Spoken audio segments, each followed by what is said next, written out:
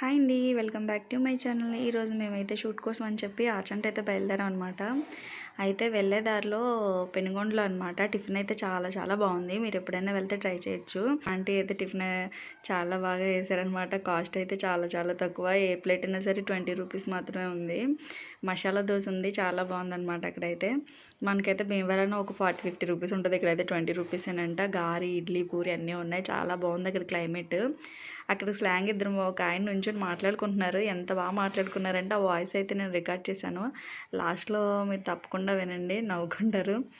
చాలా బాగా మాట్లాడుకున్నారనమాట. పల్లెటూరు వాతావరణం చాలా బాగుంది అక్కడ క్లైమేట్ అంతా కూడా. ఒకసారి అయితే ఈ వాయిస్ అయితే వినండి, చాలా బాగుంది, న్యాచురల్గా ఉందన్నమాట.